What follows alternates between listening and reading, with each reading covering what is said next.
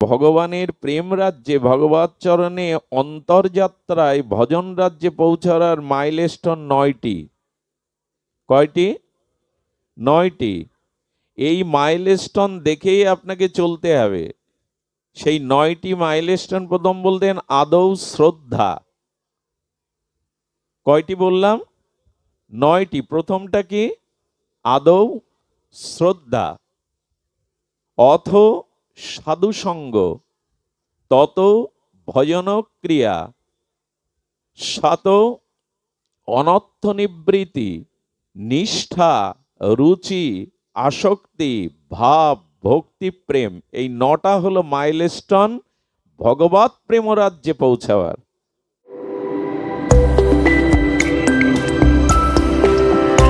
আপনারা দেখছেন Hindu TV YouTube channel. যজ্ঞের পরম আয়োজন, সেই আয়োজনে ভাগবতের শুভারম্ভে প্রারম্ভে অস্মাদীয় গুরুপাদ পদ্মে পরার্ধ কোটি দণ্ডবত প্রণতি। সমাগত গৌড়ীয় আচার্য কুলতিলক, শুদ্ধ ভক্তজন, বৈষ্ণবজন, সাধুজন, মহন্তজন, শ্রদ্ধাশীলা ধর্মশীলা দেবীমূর্তি, ভগবতী মাতৃগণ, জীবাধমের হৃদয়ের অন্তঃস্থলের একান্ত সশ্রদ্ধ প্রণাম আপনাদের সকলের চরণে। সুধীজন, সম্যক মসৃণ শান্ত আমাদের হৃদয় যদি মসৃণ না হয়, নির্মল না হয়, শুদ্ধ না হয়, সেখানে ভগবৎ প্রেম আসবে না। মেঘে ঢাকা আকাশে নক্ষত্র দেখা যায় না, অথচ আকাশে নক্ষত্র বিরাজমান। তদুপরি আমাদের চিত্ত যদি মসৃণ না হয়, নির্মল না হয়, শুদ্ধ না হয়, তবে কোনো কালেই প্রেম ভক্তি আসবে না। এখন আমাদের সামনে জিজ্ঞাসা হলো, আগে মন শুদ্ধ হবে তারপরে ভগবানের ভজন হবে, না আগে ভজন হবে তারপরে মন চিত্ত নির্মল হবে? কোনটি? আমি আগে আমার মনকে নির্মল করব, শুদ্ধ করব, বাসনা কামনা শূন্য করব, তারপরে ভগবৎ ভজন আসবে, রতিমতি আসবে, না আগে ভজন আসবে পরে আমার চিত্ত নির্মল হবে? এই দুই দিক টানাটানিতে যদি পড়ে যায়, তার মীমাংসা শাস্ত্র দিয়েছেন। কেউ কেউ বলেন ভজন বা ভগবৎ প্রীতি তারপরে চিত্তশুদ্ধি, কেউ বলেন চিত্ত শুদ্ধি হলে তবে ভগবৎ স্মৃতি। এর পূর্বে আমাদের একটু দার্শনিক বিচার জানা প্রয়োজন। আমি যখন মৃত্যুবরণ করলাম, খুব ধ্যান দিন, আমার স্থূল দেহটা জগতে পড়ে থাকলো, কিন্তু আত্মার সাথে আর দুটো শরীর চলে যায়, শরীর মোট 3টি। আমি মৃত্যুবরণ করবার সাথে সাথে আমার স্থূল শরীর, পঞ্চত্ব শরীর জগতে রয়ে যায়, আর আত্মার সাথে দুটো শরীর চলে যায়, সূক্ষ্ম শরীর আর কারণ শরীর। এই কারণ শরীরে আমার সমস্ত কর্মের সংস্কার চলে যায়, ভালো মন্দ সংস্কার কারণ শরীরে চলে যায়। যেমন সুগন্ধি ফুল কোনো কাননে ফুটেছে, বহু দূরে গন্ধবাহী বাতাস তাকে ভাসিয়ে নিয়ে গেছে, ফুল ফুল বাগানেই আছে কিন্তু গন্ধটা চলে গেছে অনেক দূরে, এটি সূক্ষ্ম। তেমনি আমার যে মন বুদ্ধি চিত্ত অহংকার, ওর মধ্যে যে সংস্কার ছিল সেটি ওই গন্ধের মতো জীবাত্মার সাথে বা আত্মার সাথে চলে গেল। পরবর্তীতে যেখানে জন্ম হয় তখনই আমার ওই পূর্বকৃত কারণ শরীরে এবং সূক্ষ্ম শরীরে সংস্কার অনুযায়ী আমার চিত্তের শুদ্ধতা অশুদ্ধতা তৈরি হয়। এই জন্য যারা ভগবত ভজনে আছেন, যাদের চিত্ত উদর নির্মল সরলতায় ভরা, জানতে হবে তার এক জন্মের তপস্যা নয়, এক জন্মের সংস্কার নয়, অনেক জন্মের সংস্কার। এই জন্য চিত্ত সংস্কার অগ্রে না আগে ভগবত ভজন? এক্ষেত্রে শাস্ত্রে বলেছে মনের কামনা যাবে না, মনের বাসনা যাবে না। আর এই কামনা বাসনাই তো চিত্ত অশুদ্ধ করে। বলে এই জন্য ভগবানের ভজন করো। এখন ভজন করলেও আপনাকে কামনা বাসনাকে বিতাড়িত করতে হবে না। আচার্যগণ বলেছেন কামনা থাকুক, হাজার শত সহস্র কামনা থাকুক, কিন্তু সেই কামনাটা যেন ভগবতমুখী হয়, কামনামুখী বা বিষয়মুখী না হয়। চিত্তের বাসনা থাকুক, কামনা থাকুক, সেটা ভগবত কেন্দ্রিক হোক। একটু ধ্যান দিয়ে শুনুন। আমার মনে কোনো কামনা জাগছে, সেটি জাগতেই পারে আমার পূর্ব সংস্কারে চাওয়া অভ্যাস আছে, আমার বাসনা কামনা স্বতঃসিদ্ধ সংস্কারে আছেই পূর্বে থেকে। এখন ঋষিরা বলছেন, আচার্যরা বলছেন, ভাগবত তত্ত্ববেত্তাগণ বলছেন অনুভবের দ্বারা কামনা থাকুক, কিন্তু কামনাকে ছেদন না করে কামনার মোড় ঘুরিয়ে দাও। অর্থাৎ ভগবত বিষয়ক কামনাকে বাড়াও, সাংসারিক ভোগাসক্তি বিষয়ক কামনাকে মোড় ঘুরিয়ে দাও, ভগবত বিষয়ে কামনাকে বাড়াও। আর এটি সহজ। সহজ এই জন্য যে মানুষ তার অন্তর্নিহিত কামনা সে আনন্দ চায়। ভগবান চায় আর না চায়, মানুষের আনন্দ প্রয়োজন, মানুষের সুখ প্রয়োজন। এই আনন্দকে চাইতে গেলে সংসারকে চাইলে হবে না। আনন্দকে চাইতে গেলে দেহের ভোগ সুখের মধ্যে, বিষয় বৈভবের মধ্যে আনন্দ নাই, এটি চিরসত্য। আনন্দ আছে সচ্চিদানন্দ ঘন ভগবানের মধ্যে, ভজনের মধ্যে। এই জন্য চাওয়ার মোড়টা ঘুরিয়ে দাও। চাওয়া থাকুক, বাসনা থাকুক, কামনা হাজারটা থাকুক, কিন্তু ভগবানের দিকে ঘুরিয়ে দাও, কারণ তুমি আনন্দ চাইছো। আর ভগবানকে চাওয়ার মধ্যে, পাওয়ার মধ্যে, আস্বাদনের মধ্যেই প্রকৃত আনন্দ আছে। সংসার হাজার বছর চাইলেও, সংসারের সুখ হাজার পেলেও তুমি প্রকৃত সুখ বা আনন্দ কখনো পাবে না। জয় শ্রী রাধে। এই জন্য আপনাদের কাছে এইটুকু নিবেদন যে বাসনা আপনারা ভগবতমুখী করুন, তবেই চিত্ত মসৃণ হবে, তবেই চিত্ত শান্ত হবে। আজ কয়েকদিন ধরে একটি প্রসঙ্গ আমরা প্রায় বলবার চেষ্টা করছি। দেখুন, আপনি আনন্দ চান, ভগবানকে চান, কিন্তু সেই চাওয়ার পথে, পাওয়ার পথে উঠেছেন কিনা এটি আপনাকে প্রথম অনুধাবন করতে হবে। কি অনুধাবন করতে হবে? আপনি ফরিদপুর আসবেন, আপনি সাতক্ষীরা থেকে ফরিদপুর বিশ্ব রোডে এসে দেখছেন যে ফরিদপুর 80 কিলোমিটার। তার মানে যে লক্ষ্যে আপনি পৌঁছাতে চান, যেখানে আমার গন্তব্য, আপনি সঠিক পথে উঠেছেন কিনা সেটি জানিয়ে দেয় বাইরের যাত্রায় মাইলস্টোন। সরকার রোডের পাশে, বিশ্ব রোডের পাশে মাইলস্টোন লিখে দেয় ফরিদপুর 80 কিলোমিটার। আচ্ছা, আপনি পথ চেনেন না, কত দূর পথ তাও জানেন না, কিন্তু যখন মাইলস্টোন দেখলেন যে ফরিদপুর 80 কিলোমিটার, তখনই সংকেত দিয়ে দিল আপনি সঠিক পথে এসেছেন কিনা। আপনি সঠিক পথে এসেছেন কিনা এটা জানা গেল কিনা, কারণ আপনি পৌঁছাতে চান ফরিদপুরে। আচ্ছা, আপনি আরো 50 কিলোমিটার আসার পরে দেখছেন ফরিদপুর বাকি 40 কিলোমিটার। তাতে কি জানা যায়? আমি সঠিক পথে আছি এবং সঠিক পথ ধরে 50 কিলোমিটার এগিয়ে আছি, বাকি আছে আর 40 কিলোমিটার। যখন আপনি 0 কিলোমিটারে এলেন ফরিদপুরে, তখন আপনার একটা প্রশস্তি বা আনন্দ হলো যে আমি নির্বিঘ্নে আমার লক্ষ্যে পৌঁছে গেছি। এখন আপনি ভগবানের চরণে পৌঁছাতে চান, ভগবান রাজ্যে পৌঁছাতে চান, এই অন্তর্যাত্রায়, এই ভজন যাত্রায় মাইলস্টোন কি দেখে বুঝবেন যে আপনি সঠিক পথে আছেন কিনা? বাইরের যাত্রায় মাইলস্টোন দেখে বুঝলেন সঠিক পথে আছেন, কতটা পথে গিয়েছেন, কতটা পথ বাকি আছে।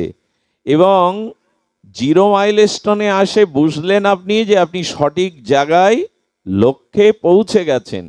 এখন এই যে ভগবত পথের যে যাত্রা, প্রেমের পথের যে যাত্রা, ভগবত চরণই যে আমার একমাত্র লক্ষ্য, এই অন্তর ভজন রাজ্যের যাত্রায় কোন মাইলস্টোন দেখে বোঝা যাবে আপনি সঠিক পথে উঠেছেন? এটা বোঝার মাইলস্টোন কি, সেটি আমাদের জানিয়েছেন অমর গ্রন্থ আমাদের মহাপ্রভুর মনোভীষ্ট পূরণকারী রসাচার্য জগৎগুরু আচার্য স্বরগোস্বামীর অন্যতম আচার্যবর্য শিল রূপগোস্বামী পাদ তার শ্রী শ্রী ভক্তি রসমৃত সিন্ধু নামক এই অমর গ্রন্থে তিনি বলেছেন, ভগবানের প্রেম রাজ্যে ভগবত চরণে অন্তর্যাত্রায় ভজন রাজ্যে পৌঁছার মাইলস্টোন 9টি। কয়টি? 9টি। এই মাইলস্টোন দেখেই আপনাকে চলতে হবে। সেই 9টি মাইলস্টোন প্রথম বলতেন আদৌ শ্রদ্ধা। কয়টি বললাম? 9টি। প্রথমটা কি? আদৌ শ্রদ্ধা। অথ সাধুসঙ্গ, তত ভজন ক্রিয়া, সাত অনর্থ নিবৃত্তি, নিষ্ঠা, রুচি, আসক্তি, ভাব, ভক্তি, প্রেম। এই 9টা হলো মাইলস্টোন ভগবত প্রেম রাজ্যে পৌঁছাবার। তার প্রথমটা কি বলা হলো? আদৌ। বারবার বলছি এই কারণে, প্রথম তো এইটি আপনাকে জানিয়ে দেবে যে আপনি সঠিক পথে এসেছেন। ফরিদপুর 80 কিলোমিটার দেখলেন, তার মানে জানলেন আপনি সঠিক পথেই উঠেছেন। ওখানে লেখা থাকতো যদি বগুড়া 80 কিলোমিটার, যাবেন তো ফরিদপুর, লেখা আছে বগুড়া 80 কিলোমিটার, সঠিক পথে আপনি ওঠেননি। তো ভগবত চরণে প্রেম প্রাপ্তির জন্য যে 9টি মাইলস্টোন, তার প্রথমেই রূপ গোস্বামী বলছেন আদৌ শ্রদ্ধা। এইটি আপনার মধ্যে আছে কিনা, আমার মধ্যে আছে কিনা, সাধকগণের মধ্যে আছে কিনা, এটি আজকে একটু নিরীক্ষণ করুন যে আপনি সঠিক পথে আছেন কিনা। কারণ আপনি ভগবত রাজ্যে শ্রদ্ধা ছাড়া এক পাও এগিয়ে যেতে পারবেন না। আদৌ শ্রদ্ধা, এটি স্মরণ রাখতে হবে। আদৌ শ্রদ্ধা, শ্রদ্ধা ব্যতীত আপনি সঠিক পথেই নেই। মালা তিলক নিয়ে আছি, 20 বছর ভজন রাজ্যে আছি, হরিনাম পাঠ কীর্তন করছি, কিন্তু শ্রদ্ধা অপচয় যদি না হয় তাহলে জানবেন আপনি এখনো সঠিক পথে ওঠেন নি। পৌঁছানো তো দূরে, আরো 9টা মাইলস্টোন তো দূরে, আপনি পথেই ওঠেননি। আজকে এই বিষয়ে একটু জানতে হবে, শ্রদ্ধা কাকে বলে। এটার অভাবেই সব শেষ হয়ে গেল। এক অঙ্গ সাধে কেহ, সাধে বহু অঙ্গ। নববিধা ভক্তির অঙ্গে বলছেন যে আপনি নববিধা ভক্তি যাজন করতে পারবেন না। শ্রবণ, কীর্তন, অর্চন, বন্দন, পাদসেবন, স্মরণ, দর্শ, সাক্ষ্য, আত্মনিবেদন, প্রহ্লাদ মহারাজের এই নববিধা ভক্তি একসাথে কেউ পালন করতে পারবে না, বিশেষ কলিযুগে। সে সত্য যুগে একজনই করতেন, অম্বরীশ মহারাজ। তা আপনি এই 9টার মধ্যে একটা অন্তত ভজন করুন, এক অঙ্গ। 9টা অঙ্গের মধ্যে কি কি অঙ্গ বললাম? সময় অতিবাহিত হয়ে গেছে, দেরি হয়ে গেছে, এই জন্য মানসিক চঞ্চলতা আছে। 9টি ভজনাঙ্গ কি? শ্রবণ, কীর্তন, স্মরণ, বন্ধন, অর্চন, পাদসেবন, দাস্য, সখ্য, আত্মনিবেদন। এই 9টি অঙ্গের যে কোনো একটি অঙ্গ ভজন করে আপনি প্রেম পেয়ে যেতে পারেন, ভগবত চরণ পেয়ে যেতে পারেন, নিজের আত্মকল্যাণ স্বরূপধামে যেতে পারেন। কিন্তু সেই ভজনটি নিষ্ঠা বা শ্রদ্ধার সহিত হতে হবে। আজকে বর্তমানে ধর্ম প্রচার হচ্ছে, প্রসার হচ্ছে, মঠ মন্দিরের সংখ্যা বাড়ছে, সাধু প্রচারকের সংখ্যাও বাড়ছে, কিন্তু শ্রদ্ধার অভাবে যতটা আমাদের লক্ষ্যে পৌঁছানোর আমরা ততটা পৌঁছাতে, এটাই হলো বাস্তবতা, এটাই হলো কঠোর সত্য। কারণ ভগবান বললেন শ্রদ্ধা না হলে জ্ঞান লাভ হবে না, আর বিশুদ্ধ জ্ঞান ছাড়া ভক্তি রাজ্যে পৌঁছাতে পারবে না। দুয়ার দিয়েই তো ঘরে প্রবেশ করবেন, দেয়াল ভেঙে তো ঘরে প্রবেশ করা যাবে না। তো দুয়ারটাই হলো শ্রদ্ধা। এখন শ্রদ্ধা কাকে বলে? শ্রদ্ধা শব্দের কবিরাজ কৃষ্ণ গোস্বামী অর্থ করেছেন সাধু শাস্ত্র বাক্যে সুদৃঢ় নিশ্চৈতিকা বিশ্বাস। সুদৃঢ় নিশ্চৈতিকা বিশ্বাসের নাম হলো শ্রদ্ধা। কি করে বোঝায়? সাধু এবং শাস্ত্র যে বাক্য, এই সাধু এবং শাস্ত্র গুরু বাক্যে সুদৃঢ় নিশ্চৈতিকা দৃঢ় বিশ্বাসের নাম হলো শ্রদ্ধা। এটি এসেছে তো, যদি শাস্ত্রবাক্যে গুরু বাক্যে আর সাধু বাক্যে আপনার শ্রদ্ধা বা সুদৃঢ় বিশ্বাস না আসে, সুদৃঢ় শব্দটা আছে, একটা বাঁধন হলো শিথিল বাঁধন, বাঁধলেন বস্তাটা সুতো দিয়ে, শিথিল বাঁধন খুলে পড়ে গেল। আর একটা এমন কঠোরভাবে বাঁধলেন ওটা কাটা ছাড়া আর উপায়, ওটা খুলবে না। একটা হলো শিথিল বন্ধন আর একটা হলো দৃঢ় বন্ধন। তো সাধু শাস্ত্রে বাক্যে যখন সুদৃঢ় বিশ্বাস আসবে, এরই নাম শ্রদ্ধা। এই সুদৃঢ় বিশ্বাসটা আসলেই শ্রদ্ধা এসে গেল, আর আপনি সঠিক পথে উঠলেন। খুব মার্মিক কথা, শাস্ত্র বাক্যে গুরু বাক্যে শ্রদ্ধা না থাকার কারণে আজ আমরা সঠিক পথ, সঠিক লক্ষ্য, সঠিক প্রাপ্তি আমরা বঞ্চিত হচ্ছি। এটা অপূর্ব দৃষ্টান্ত, যেটা কয়েকদিন ধরে বারবার বলছি কিন্তু তৃষ্ণা মিটছে না। সেটি হলো, মনে পড়ে আপনাদের পরীক্ষিত মহারাজ যখন তক্ষক দংশনে আর ব্রহ্মবিশদে তিনি প্রাণত্যাগ করেন, অবশ্য সুখদেব গোস্বামীর ভাগবত শ্রবণে তিনি ভগবত গতি পরাগতি লাভ করেন। তখন তার বড় পুত্রের বয়স 7 বছর, নাম জন্মেজয়। পরীক্ষিত মহারাজ বড় পুত্রের নাম হলো জন্মেঞ্জয়। এই জন্মেজয়ের তখন বয়স 7 বছর। ওনার মাজায় রাজ মুকুট পরিয়ে দিয়ে উনি গঙ্গা তীরে ভাগবত শ্রবণে নিজেকে উদ্ধার করলেন। 7 বছর জন্মেজয় যখন বড় হলেন, তখন চিন্তা করলেন আমার পূর্বপুরুষ ছিলেন পাণ্ডবগণ। এই হস্তিনাপুরের ইতিহাস বিদিত, এবং পাণ্ডবদের কাছে ভগবান অখণ্ড পরতত্ত্ব শ্রীকৃষ্ণ তিনি ছায়ার মতো শয়নে ভোজনে আর পাণ্ডবদের সাথে ছিলেন। তো স্বয়ং ভগবান আমার পূর্বপুরুষদের সাথে সখ্যতা ছিল, একসাথে ভজন করেছেন, একসাথে স্নানাদি করেছেন, আহার করেছেন, শয়ন করেছেন। আমি আমাদের পূর্ব ইতিহাস একটু জানতে চাই, পেছনের ইতিহাস জানা খুব দরকার। আমার অতীত ইতিহাস আমাকে প্রেরণা দেয়, আমাকে জাগিয়ে দেয়, যেন ইতিহাস ভুলে গেলে চলবে না। পরীক্ষিত মহারাজের এই পুত্র জন্মেজয় চিন্তা করলেন কার মুখে শুনব, যিনি সাক্ষাৎ দ্রষ্টা, যিনি সাক্ষাৎ দেখেছেন, সাক্ষাৎ সাক্ষী, তার মুখে শুনতে হবে। কার কাছে গেলেন জানেন? কৃষ্ণ দ্বৈপায়ন বেদব্যাসের কাছে।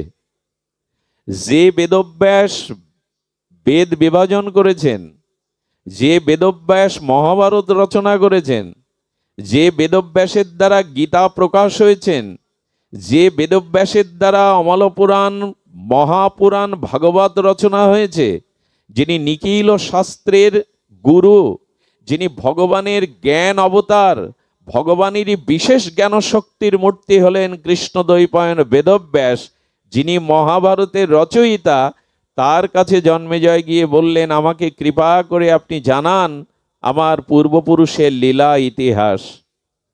উনি যখন লীলা বলছেন পাণ্ডবদের ভগবান শ্রীকৃষ্ণের, তখন কুরুক্ষেত্রে যুদ্ধ সমাগত সময়ে যখন যুদ্ধের সূচনার কথা বলছেন, আরম্ভের কথা, তখন জন্মেজয় বললেন, হে কৃষ্ণ দ্বৈপায়ন।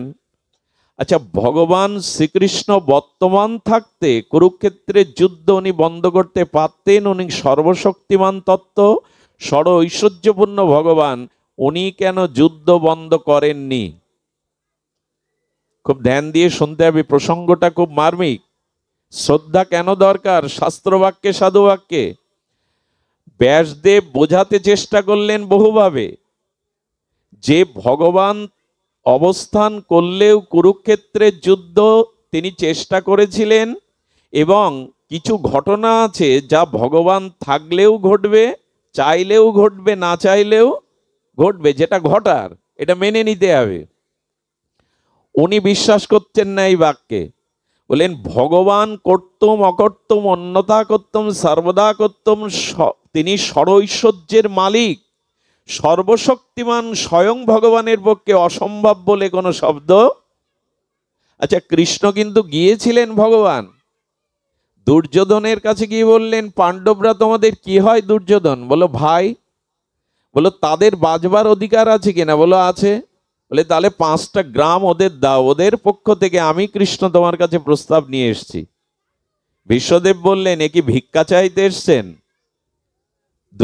দুর্যোধন বলছেন ভগবান কৃষ্ণকে, মানুষ ভিক্ষা চায়, তাকে ভিক্ষা দেওয়া যায়, কিন্তু বিনা যুদ্ধে আমি সুচাগ্র মেদিনীও ওদের। এক্ষেত্রে যুদ্ধ প্রয়োজন ছিল কিনা? ভগবান গিয়েছিলেন, ভগবান মনে মনে হেসে বললেন, আমি তো জানি যুদ্ধ ঘটবেই, কিন্তু লোক যাতে আঙুল না তোলে যে ভগবান তুমি কি করছিলে, এত লোকক্ষয়, এত রক্তক্ষয়, তুমি চেষ্টা কেন করনি? সেই উত্তর দেওয়ার জন্য তিনি দুর্যোধনের কাছে কয়েকবার প্রস্তাব নিয়ে গিয়েছিলেন। দুর্যোধন বলল, কি ভিক্ষা চাইতে এসছেন? বন্দি করতে গেলেন শ্রীকৃষ্ণকে। ওই রাত্রেই বিদুরের বাড়ি খুদকুড়ো খেয়েই ছিলেন রাত্রিটা, সিংহাসনে বসেননি, ওনার 56 ব্যঞ্জনও পাননি। এখন প্রশ্ন হলো, জন্মেজয় বলছেন আসলে ভগবান যদি চাইতেন যুদ্ধ এড়াতে পারতেন। ব্যাসদেব তখন থমকে গিয়ে বললেন, এ তো শাস্ত্রবাক্যে, সাধুবাক্যে বিশ্বাসই নেই। কি বললেন জানেন? আচ্ছা দেখো, ভগবান চাইলে না চাইলেও কিছু ঘটনা জগতে ঘটবে, কিছু করার নেই। যখন বিশ্বাসই আসলো না সাধুবাক্য, শাস্ত্রবাক্য, তখন বললেন, তোমার 5 বছর পর একটা ঘটনা ঘটবে জীবনে, শুনে নাও, দেখো এড়াতে পারো কিনা। ব্যাসদেব বললেন, 5 বছর পরে তুমি ঘোড়ায় উঠবে না, আমি জানি, তবু তুমি ঘোড়ায় উঠবে। যদি ঘোড়ায় ওঠো একান্তই, তবে সাদা ঘোড়ায় উঠবে না, আমি জানি, তবু উঠবে। সাদা ঘোড়ায় যদি ওঠো, তবে উত্তর দিকে যাবে না, তবু জানি তুমি উত্তর দিকেই যাবে। উত্তর দিকে যদি যাও শিকারের উদ্দেশ্যে, কোনো সরোবরের পাশে বসবে না, আমি জানি তুমি বসবে। যদি সরোবরের পাশে বসো, তো সরোবরের কূলে এক অশ্বরসম যুবতী সুন্দরী থাকবে, তার প্রতি তুমি আসক্তি হবে না, আমি জানি তোমার আসক্তি আসবে। আচ্ছা, আসক্তি যদিও আসুক, তবু তাকে বিবাহ করবে না, আমি জানি তুমি তাকে বিবাহ করবে। যদি তাকে বিবাহ করো একান্তই, তবে তার কথা মতো কোনো ব্রাহ্মণকে হত্যা করবে না, আমি জানি তুমি হত্যা করবে। আর ব্রাহ্মণ হত্যার সাথে সাথে ব্রাহ্মণ হত্যার পাবে তোমার কুষ্ঠ হয়ে তুমি মারা যাবে। দেখো ঠেকাতে পারো কিনা। শাস্ত্রবাক্যে শ্রদ্ধা না আসার পরিণাম দেখুন। জন্মেজয় বললেন, ঘোড়ায় উঠলে তো সমস্যা শুরু, আজ থেকে ঘোড়ায় চড়াই ছেড়ে দেবো। ঘোড়ায় উঠলেন না 5 বছর, 1 সপ্তাহ আগে, ধ্যান দিন, 1 সপ্তাহ আগে তিনি হঠাৎ করে তার মনের মধ্যে স্ফূর্তি এলো, 5 বছর আর 1 সপ্তাহ বাকি আছে, একটু ঘোড়ায় ঘুরি না, রাজার ছেলে আমি, ওদের তো ঘোড়ায় সাওয়ার করার অভ্যাস। তখন বলেছিলেন, ব্যাসদেব বলেছিলেন ঘোড়ায় উঠবে, কিন্তু সাদা ঘোড়ায়, যে আমি সাদা ঘোড়ায় উঠবো না, তাতে তো মিটে গেল, কিন্তু ঘোড়ায় চড়ার স্ফূর্তিটা মনে জেগে গেল। দেখবেন মাঝে মাঝে আমরা না চাইলেও মনের ইচ্ছাগুলো খুব প্রবল হয়, না করে আপনি তা পারেন না, আপনি করবেন না, কিন্তু ইচ্ছা এত প্রবল হয়ে যায় যে আপনি আটকাতে পারেন না। তো তিনি ঘোড়াশালে গিয়ে ওনার সেবকদের বললেন আমার জন্য একটা লাল বা কালো ঘোড়া এনো, খবরদার সাদা ঘোড়া যেন এনো না। উনি 1 ঘন্টা পর সাদা ঘোড়া এনেই উপস্থিত। বলেছিলেন সাদা ঘোড়ায় উঠবে না, মনে আছে তো? যাতে মৃত্যু তাতে মনে থাকবে না? মনে আছে, ভলিউমটা একটু বাড়িয়ে দিতে পারেন সামান্য, কণ্ঠ ভাঙা।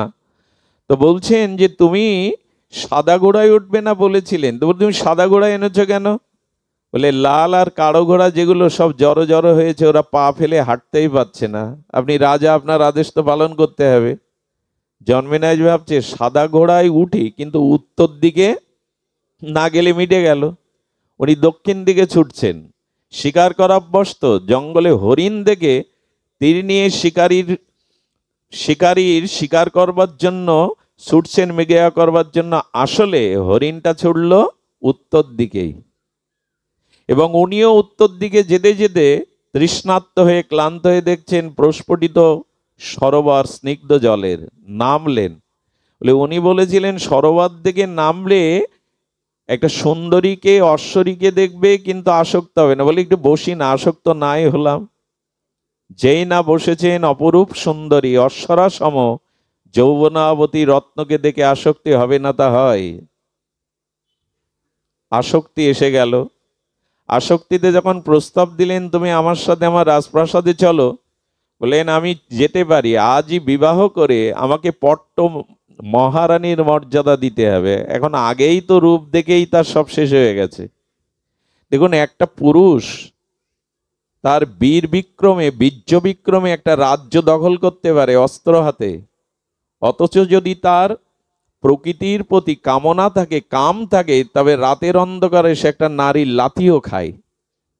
এই জন্য গোস্বামী বললেন কাম জয় করাই হলো বীরত্ব, বাহুবলে রাজ্য জয় করাটা বীরত্ব নয়। তো ওই রমণীর মোহে রূপে উনি মোহিত হয়ে বললেন আজই বিবাহ করব, কিন্তু আমার সাথে চলো। উনি ঘোড়ায় নিয়ে রাজপ্রাসাদে আসার পরে বললেন আমি প্রাসাদে ঢুকতে পারি এই মুহূর্তে, বিবাহ করে তবে মর্যাদা দিয়ে ভেতরে পড়ে। এই মোহগ্রস্ত হলে যা হয় পুরুষের। ব্রাহ্মণের সন্ধান দিলেন রাজপুরোহিত প্রচারে গেছেন, ওনার ছেলে আছে, তিনি তেমন যথাযোগ্য বেদজ্ঞ নন। বলে এর দ্বারাই হবে। বিবাহের মন্ত্র পড়িয়ে মাল্যদান হলো। মাল্যদানের পরে যখন দক্ষিণা দিয়ে ব্রাহ্মণ প্রণাম করতে যাবে, খুব লক্ষ্য করুন, প্রণাম করতে গিয়ে এই সুন্দরীর গায়ের কাপড় বাতাসে উড়ে গেছে, আর তার উদ্দীপ্ত জ্যোতির্ময় যৌবন দেখে এই ব্রাহ্মণ কুমার মোহিত হয়ে হেসে উঠেছেন, লালায়িত দৃষ্টি দিয়ে তাকিয়েছেন। তখনই এই সুন্দরী বলছেন তোমার বিবাহিত স্ত্রী আমি, তোমার স্ত্রীর যৌবন দেখে কেউ হাসবে, কামাক্ত হবে, তুমি রাজা তাকে ছেড়ে দেবে? ওর ভিতরে এই ক্রোধ জাগিয়ে দিলেই মাথাটা কেটে দিলেন। কুষ্ঠ দেখা দিল পরের দিনই। চেয়েছিলেন এটা জন্মেজয় একটু সতর্ক হন। এই যে ভগবানের বাণী, গুরুদেবের বাণী, এগুলোতে যদি দৃঢ় বিশ্বাস না আসে, পরিণাম যেই তার দৃষ্টান্ত দেয়া হচ্ছে। আজ মানুষ শুনছে হরি কথা, ভাগবত কথা, কিন্তু তার প্রতি সুদৃঢ় বিশ্বাস আনতে পারছে না। শাস্ত্র আজ্ঞা গুরু আজ্ঞার প্রতি সুদৃঢ় বিশ্বাস যতদিন না আসবে, আপনি প্রেমের রাজ্যে ভজন রাজ্যের প্রথম মাইলস্টোনেও ওঠেননি। হবেটা কি, পৌঁছাবো কি আমরা? শ্রদ্ধাটাই তো গেছে পিতামাতার প্রতি, গুরুদেবের প্রতি। আশ্চর্য, প্রণাম করতে হয়। মন্দির দেখলে সনাতন হিন্দুরা 1 আঙুল দিয়ে কপালে এরকম ছোঁয়, পশ্চিম বাংলার মতো। এই প্রণামটা অন্যায়, এটা অপরাধযুক্ত। 1 হাতে কখনো প্রণাম হয় না। প্রণাম 3 প্রকারের। সাষ্টাঙ্গ প্রণাম, অর্থাৎ পা থেকে মস্তক পর্যন্ত লুটিয়ে দিতে হবে। বিগ্রহ বা গুরু বা সাধু, একে বলে এই প্রণামটাই উত্তম। তবে মায়েদের মেয়েদের এই সাষ্টাঙ্গ প্রণাম করতে নেই। মায়েরা অনেকেই এটা করেন, এটা উচিত নয়। মায়েদের বক্ষটা মৃত্তিকাতে স্পর্শ করাতে নাই, বসুন্ধরাতে। কারণ সাষ্টাঙ্গ প্রণামের বিধি হলো আপনি রাজা মহারাজা হন, সাষ্টাঙ্গ প্রণাম করতে গেলে নাভির ওপর থেকে বস্ত্র খুলে ফেলতে হবে, অর্থাৎ ওই ধুলোটা গায়ে মাখতে হবে। মায়েদের এই জন্য সাষ্টাঙ্গ প্রণামের বিধি নাই। সাষ্টাঙ্গ প্রণামটা মায়েরা করবেন না, এটা আমাদের শাস্ত্রবিধি না। সুধীবৃন্দ, সাষ্টাঙ্গ প্রণামের শঙ্কর মঠ আছে, ওখানে যদি ভারতের প্রধানমন্ত্রীও যায়, তাকে নাভির ওপর থেকে বস্ত্র খুলে, আসলে সাধুর ধুলোটা মাখাতে হবে কি জামাই? কোথায় মাখাতে হবে? অঙ্গে। ধুলি মাখো, মাখো রে, কোথায় মাখবো? আমার চর্মরোগ হয়েছে, জামার ওপরে মলম ঘষলে কাজ করবে তো? এই জন্য সাষ্টাঙ্গ প্রণামটা নাভির উপরে বস্ত্র রাখলে হবে না সুধীবৃন্দ। আর প্রণাম হলো পঞ্চাঙ্গ প্রণাম। পঞ্চাঙ্গ প্রণাম কাকে বলে? মস্তক, দুই হস্ত এবং দুই জানু হাঁটু এইটি নত করে প্রণাম করার নামই হলো পঞ্চাঙ্গ প্রণাম। আর প্রীতিপূর্ণ প্রণাম হলো যেতে যেতে দাঁড়িয়ে মাথা নস্ত করে দুটি হস্ত বক্ষের কাছে এনে সশ্রদ্ধভাবে জয় রাধে কি নমস্কার কি নমস্তে, যেটাই বলুন আপনি, জয় নিতাই, এটা প্রীতি নমস্কার। বেদেকে নমস্তে বলেছেন, নমস্কার শব্দটাও মার্মিক শব্দ, এটা বলতে পারেন। কিন্তু দাঁড়িয়ে জুতোর ওপরে পা দিয়ে চলতে চলতে এক হাত দিয়ে, এগুলো অপভ্রংশ। শ্রদ্ধাটাই তো মানে না, এই বললে কি মানবে মানুষ?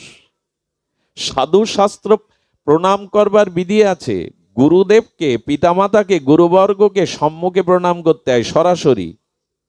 আর কালীকে, দুর্গাকে এবং শক্তিকে, ভগবান শিবকে প্রণাম করতে হবে ডাইনে রেখে। ভালো করে শীতলা প্রণাম করুন, কালী প্রণাম করুন, দুর্গা মাকে প্রণাম করুন, ভগবান শঙ্করকে প্রণাম করুন। এই প্রণামটা করতে হবে ডাইনে রেখে। আর রাধা কৃষ্ণকে প্রণাম করতে গেলে, যুগল প্রণাম করতে গেলে আপনাকে করতে হবে বিগ্রহকে বামে রেখে। এসব তো কতবার বলা হয়েছে, মানুষ মানে? আর দয়া করে সাধু সন্ত যারা, তাদের পায়ে হাত না দিয়ে দূর থেকে প্রণাম করাই শ্রেয়। তারা যে পথ দিয়ে হেঁটে যায়, ওইখানে যে চরণ পড়েছিল ওই ধুলিটা মাখাই শ্রেয়। যাকে আপনি প্রণাম করছেন আপনার কল্যাণ হচ্ছে, কিন্তু তার কিছুটা ক্ষতি হচ্ছে। কিছু মনে নেবেন না। বিশ্ববন্দিত পাবন পদরেণু, যিনি জগৎগুরু আচার্য হয়ে বৈষ্ণব শিক্ষা দিতে এসেছিলেন, প্রাতঃস্মরণীয় পরম বন্দনীয় বৈষ্ণব সেবার মূর্তিমন্ত বিগ্রহ ছিল মুরারি মোহন দাস বাবাজি মহারাজ। ওনার কিডনি বিকল হয়ে যায়, এই রোগেই উনি জগৎ থেকে অপ্রকট হন। কিন্তু রোগটা কি ওনার? কোনো ভক্ত যদি রোগে শোকে যন্ত্রণায় গুরুদেবের চরণে চোখের জল ফেলে কাঁদতে থাকে, গুরুদেব আমার রোগ সেরে দাও, কি মনে মনে জানায়, তখন গুরুদেব তার এই শিষ্যর, এই সন্তানের অশ্রু জলের মর্মবেদনাটা, রোগ সারে না, রোগ সরে। রোগ সারে না কারণ ওটা কর্মফলের দ্বারা আসে, প্রারব্ধের দ্বারা রোগ শোক আসে, ওটা সারে না, ওটা সরে। ওইগুলোই নিতে নিতে আজ ভক্তদের দেওয়া এই রোগ নিতে নিতে তিনি এই পরিণতি এসেছিলেন। রামকৃষ্ণদেবের গলায় ক্ষতরোগ হয়, ক্যান্সার হয়।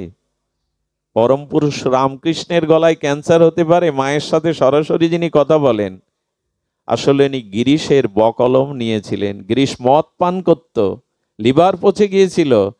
গিরিশ বলেছিল আমার ভজন সাধন কিছু করতে পারবো না ঠাকুর, ওইরকম বুদ্ধি আমার নেই, মদ খেয়ে থিয়েটার করি, সন্ধ্যার পরে স্মৃতি থাকে না। বলে কিছুই পারবি না, দিনে একবারও আমায় ডাকতে পারবি না ভগবানকে? বলুন না। বলে দে বকলম দে, তোর যা কিছু সব আমায় দে। সেই দিনই ঠাকুর তার ক্ষতরোগ নিয়েছিলেন। এই জন্য সাধুগুরুর চরণে যখন কেউ প্রণাম করে, তার ব্যাধিটাও সঞ্চারিত হয়, বা তার মঙ্গল হলেও যাকে প্রণাম করছেন তার হিত বা মঙ্গল আমরা চাই না। এই জন্য বৃন্দাবনের বড় বড় মহারাজদের পায়ে হাত দিয়ে আপনি প্রণাম করতে পারবেন না, দূর থেকেই প্রণাম করা উচিত। এবং যদি চান যে আসনে তিনি বসেন ওইখানে ধুলা আছে, যে পথ দিয়ে তিনি হেঁটে যান ওইখানেই ধুলা আছে। তো সুধীবৃন্দ, আমি বলতে বলতে এসেছিলাম যে শাস্ত্রকথায় বিশ্বাস না হয় তার ক্ষতরোগ হলো, এমনকি ছিদ্র হয়ে পড়ে যেতে লাগলো, মানুষ মরতে চায়, কিন্তু আবার শরণাপন্ন হলেন ব্যাসদেবের চরণে। আর কোনো উপায় আছে? আমার বিশ্বাস হয়েছে যে ভগবান চেয়েছিলেন, তবু কুরুক্ষেত্র হওয়ার ছিল, কারণ আমি সতর্ক ছিলাম, কিন্তু আমার এটা হয়ে গেল। আমি এবার বিশ্বাস করছি যে না, কুরুক্ষেত্র যুদ্ধ হওয়ার ছিল, আমার বাঁচবার উপায় বলুন। বলেন উপায় একটাই, আপনাদের ওই মার্মিক কথা জানায়। বলেন বৈশাপান ঋষির কাছে গিয়ে তুমি মহাভারত শোনো, কৃষ্ণ লীলা শোনো, ভাগবত কথা যদি সাধুমুখে শোনো, এই ব্যাধি থেকে তুমি মুক্ত হতে পারবে। যে কথায় অশ্রদ্ধা এসছে তা যদি শুনতে পারো। আমি নিবেদন করি, হরি কথাতে যদি আপনাদের শ্রদ্ধা হয়, আরে গোকর্ণ উপাখ্যানে, আমাদের ভাগবতের মহিমায় গোকর্ণ উপাখ্যানে আর 85 পর্যন্ত প্রেতাত্মা পর্যন্ত উদ্ধার হয়ে গেল 7 দিনে ভাগবত শ্রবণে। হেন পাপ নেই করিনি, যার আত্মার কল্যাণ হয়নি, যিনি 85 বৎ হয়ে প্রেতাত্মা হয়ে 7 দিনে গোকর্ণ মুখে ভাগবত শ্রবণ করে তার আত্মা উদ্ধার হয়ে গেল। ভাগবত আমাদের হৃদয় পিশাচিও দূর করে, অভদ্রতা দূর করে, অনন্ত জন্মের ভোগবাসনা দূর করে। এই জন্য পরিপূর্ণ শ্রদ্ধা রেখে হরিকথা সাধুমুখে শ্রবণ করো, এটাই উপায়।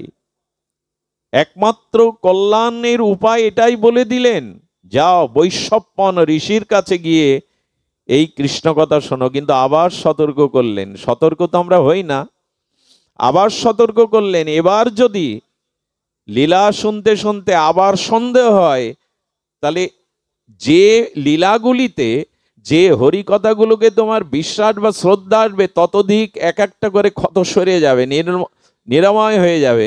কিন্তু যে লীলাতে বিশ্বাস হবে না, ওটি সারবে না, ওর দ্বারাই তোমার মৃত্যু ডেকে আনবে। তুমি এটা বলে দিলে শ্রদ্ধা তো আসেই। উনি বৈশাপান ঋষির কাছে শুনতে শুনতে যখন শুনলেন, শুনবে জন্মে যায়।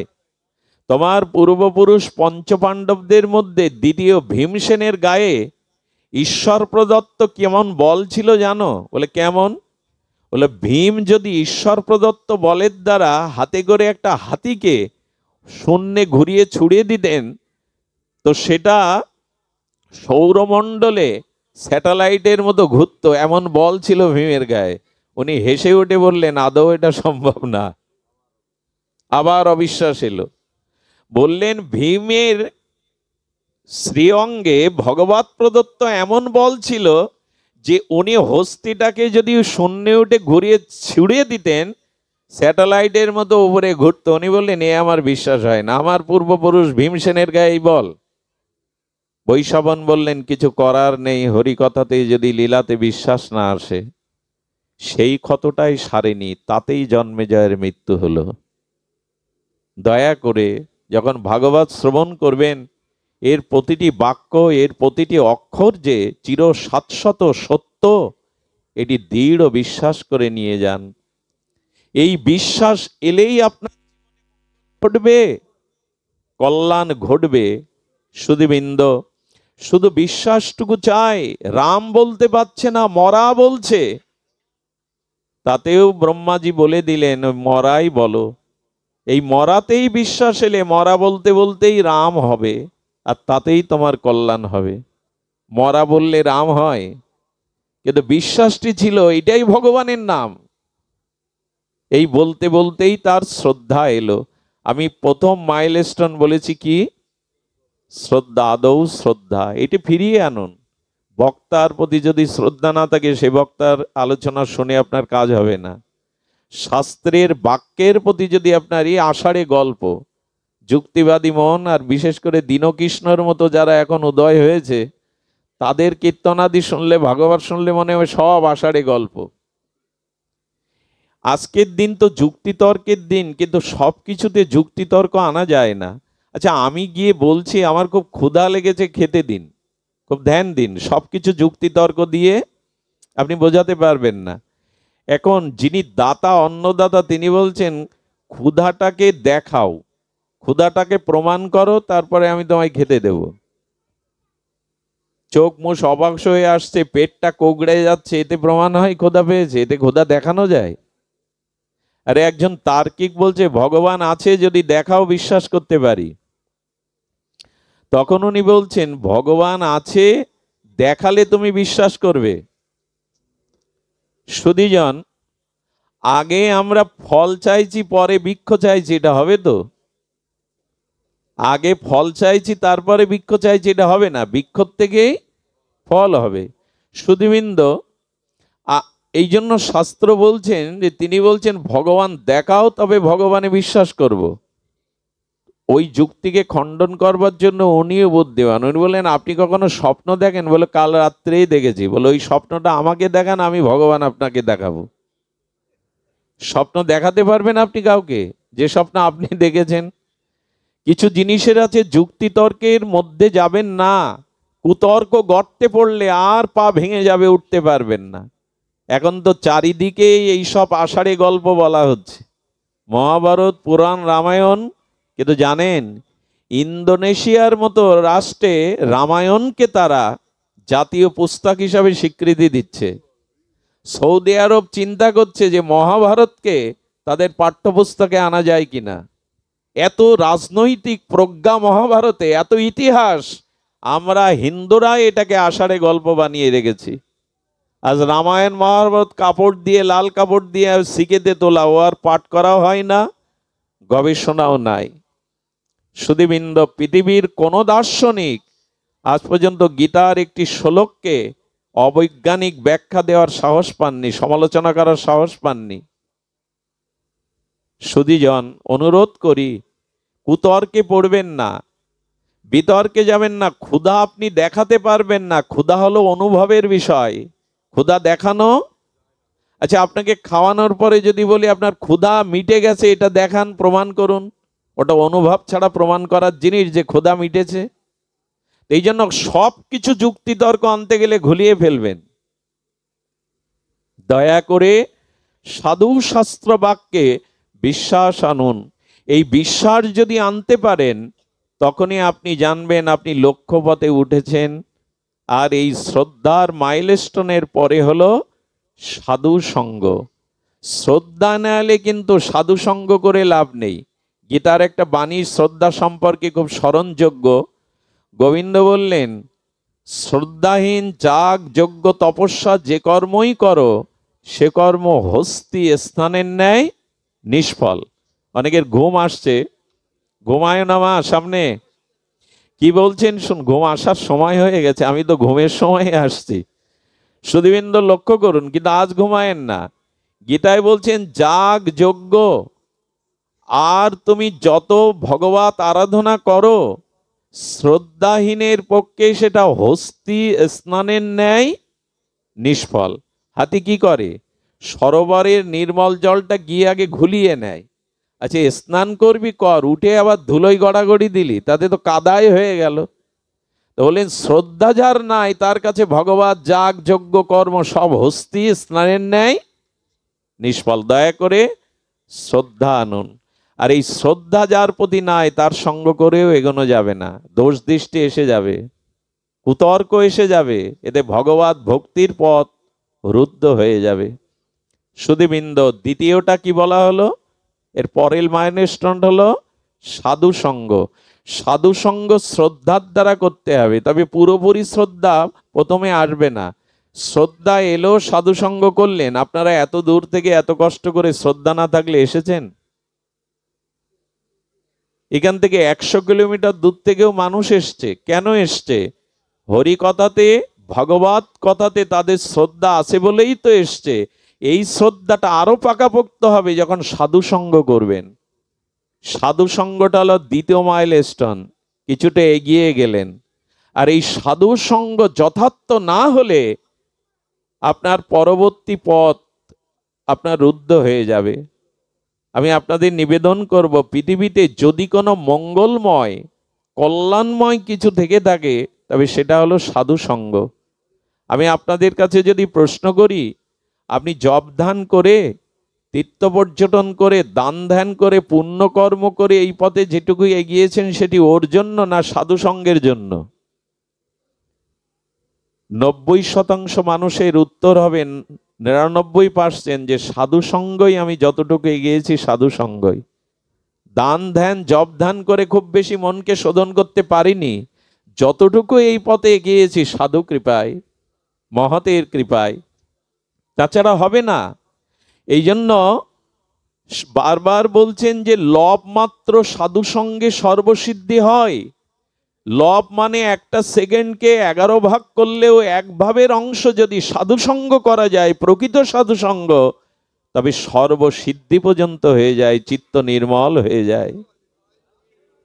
সুধীবৃন্দ, এই জন্য ভগবান পায় আর না পায়, ভগবানের দর্শন পায় আর না পায়, ভগবানকেই বলবেন তোমাকে পায় আর না পায়, তোমার শুদ্ধ সাধু সঙ্গ যেন পায়, তোমার শুদ্ধ সাধু সঙ্গ যেন পায়। আমার বাবা বলতেন, আমার জন্মদাতা পিতা বলতেন, আমাকে ছোটবেলায় কোলে বসে এটা শুনিয়েছিলেন। আমাকে বলছেন ভগবানের থেকে সাধুর প্রতি বেশি শ্রদ্ধা আনবি। বললাম তা কি করে হয়? বললো গুরুতে সাধুতে ভগবানের থেকে অধিক শ্রদ্ধা প্রকটে করবি। বলে কেন? বললো ভগবান যা দিতে পারে না সাধু তা দিতে পারে। ঘটনাটা এখনো আমার মনে আছে। দেখুন, দেবর্ষিবাদ নারদ যাচ্ছেন, একটু ধ্যান দিয়ে শান্ত হয়ে শুনুন। দেবর্ষিবাদ নারদ যেতে যেতে তিনি ক্লান্ত শ্রান্ত হওয়ার কারণে এক মায়ের গৃহে ঢুকেছেন। তুলসী আছে, আর সেই ভক্তিমতী মনে করে বললেন, মা এক গ্লাস জল আমাকে দাও তৃষ্ণার।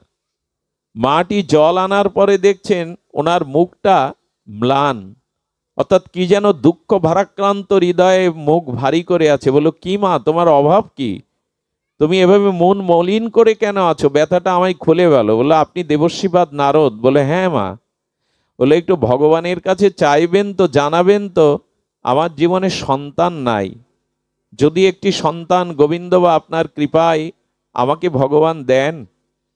তো উনি বললেন, মা আমি গোবিন্দের কাছ থেকে জেনে এসে তোমায় কালই জানাবো, ভগবানকে নিবেদন করব তোমার জন্য, যাতে তুমি একটা সন্তান লাভ করতে পারো। দেবর্ষিবাদ নারদ যখন ভগবানের বৈকুণ্ঠে গিয়ে বললেন, প্রভু একটা অনুরোধ, একটা নিবেদন, আপনি এই মাকে একটু সন্তান কৃপা করে দান করুন। ভগবান তখন একটু ভাবনা দিয়ে বললেন, নারদ ওর প্রারব্ধে মা ডাকটা এই জন্মেও শুনতে পাবে না, মা ডাক ওর ভাগ্যে এই জন্মে নেই, ওর প্রারব্ধে নেই, তাকে জানিয়ে দাও, তোমার আশায় থাকবে। নারদ জানানোর পরে আর কোনো আশা থাকে কি ওই মায়ের? বলে ভগবান বলে দিয়েছেন, মা তোমার প্রারব্ধে জন্মে মাতৃ ডাক, মায়ের মা ডাক শোনার ভাগ্য তোমার নাই। আশা ছেড়েই দিয়েছেন। এর 1 বছর পরে এক জটাজুটো সাধু চলেছেন ওই মায়ের বাড়ির পাশ দিয়ে, আর বলছেন এক রুটি দেগা তো এক লেড়কা হোগা, 2 রুটি দেগা তো 2 লেড়কা হোগা, মানে একটা রুটি দিলে তোমার একটা সন্তান হবে। তো ওই মা তখন হাসছেন, আমার তো আর এই ভাগ্য নেই, তবু সাধু একটা রুটি চাইছে, সন্তান না হোক একটা রুটি তো তাকে দিতে পারি। সরল হৃদয় ছিল। সাধুকে ডেকে চরণ জল করে একটু প্রসাদ করে 2টো রুটি সবজি দিয়েছেন। সাধু পেয়ে যাওয়ার সময় মাথায় হাত দিয়ে বলছেন, যা মা 1 বছরের মাথায় তুই 2 সন্তানের জননী হবি। মনে মনে হেসে বললেন, বাবা এই আশীর্বাদ আপনি ফিরিয়ে নিন, কারণ গোবিন্দ দেবর্ষী নারদের দ্বারা জানিয়েছেন আমার সন্তান যোগ নাই। সাধু মৃদু হেসে বললেন, ভগবান কি বলেছে আমি জানি না, নারদ কি বলেছে আমি জানি না, তবে আমি যা বলেছি তা তোর ভাগ্যে জুটবেই। চিন্তা করা যায়। উনি বলে চলে গেলেন। সুধীবৃন্দ, 1 বছরের মাথায় উনি যমজ সন্তান প্রসব করলেন। যমজ সন্তান প্রসব করে ছেলেরা যখন কৌমার অবস্থা ত্যাগ করে পৌগণ্ড লীলায় এসেছেন, তারা হাসছেন, খেলছেন, তারা আঙিনাতে খেলা করছেন, লুকোচুরি খেলা করছেন। নারদ যেতে যেতে অনেক বছর পর মনে করেছে মা দুঃখী, মাকে একটু হরিকথা শুনিয়ে যায় যাতে সান্ত্বনা পায়। দেখছে 2টো আঙিনায় বাচ্চা খেলা করছে। বললেন এরা কারা মা? বললেন এরা আমার সন্তান। বলে আদৌ আমি বিশ্বাস করি না, ভগবানের কথা মিথ্যা হতে পারে না। আমারও তো তাই প্রশ্ন, আপনি ভগবানের নামে মিথ্যাটা কেন বলে গেলেন আমার কাছে, যে ভগবানই বলেছেন তোমার সন্তান যোগ নাই? নারদ বলছে, মা তোমার উত্তর দেওয়ার আগে আমি একজনের কাছে উত্তর নিয়ে আসি। উনি ছুটে বৈকুণ্ঠে চলে গেছেন, ওনার গতাগতি ত্রিলোকে সবখানেই। বললেন আচ্ছা ভগবান, তোমার নাম সত্য সুন্দর কে রেখেছিল? সত্যম শিবম সুন্দরম বলে তোমায়, সচ্চিদ আনন্দময়। গোবিন্দ তখন হেসে বললেন, আমার নাম একটাও আমি রাখিনি, সব ভক্তরাই রেখেছে। বললেন, আজ থেকে তাহলে আমি আর একটা নাম তোমার রাখছি, তুমি মিথ্যাবাদী। আরে তুমি মিথ্যা বলবে বলো, আমার দ্বারা কেন ওই মাকে মিথ্যা শোনালে? তুমি আমাকে কেন ওই মায়ের কাছে ছোট করলে, মিথ্যাবাদী করলে? মিথ্যা তুমি বলতে পারো, আমি একটা নাম দিলাম তোমার মিথ্যাবাদী। কেন, কি হয়েছে বলবে তো নারদ। বলে, তুমি বললে ওর সন্তান যোগ নয়, মা ডাক শুনতে পাবে না, দুটো সন্তান আঙিনায় খেলছে, তারা পৌগণ্ড বয়সে উপনীত হয়েছে। তোমার এই মিথ্যাটা আমাকে দিয়ে বলার কি ছিল? নারদের সংশয় দূর করবার জন্য, সাধুর মহিমা জগতে প্রকাশ করবার জন্য গোবিন্দ বললেন, নারদ, আজ 2 দিন ধরে আমার ভিতরে একটা জিনিস খেতে ইচ্ছা করছে, আমি উত্তরটা পরে দিচ্ছি, তুমি আগে আমার এই ইচ্ছাটা পূর্ণ করো। কি ইচ্ছা? বলে, নরমাংস খেতে খুব স্বাদ হয়েছে। বলে, না না। বললেন, আমার ইচ্ছা হয়েছে, তুমি বিশ্বাস করো, আমি নরমাংস চাই। সুধীবৃন্দ ছুরি দিলেন আর বড় একটা থালা পাত্র দিলেন। উনি 7 দিন ধরে খুঁজে, বললেন, সময় 7 দিন, কেউ দেয়, কেউ বিশ্বাস করে যে গোবিন্দ নরমাংস খাবে? ফিরে গিয়ে বললেন, কি আজগবি প্রস্তাবনা করছো? আরে জগতে দেবতারা ঋষিরা কেউ বিশ্বাসই করলো না যে তুমি নরমাংস খেতে পারো, এই থালায় অস্ত্র নাও, আমার দ্বারা সম্ভব না।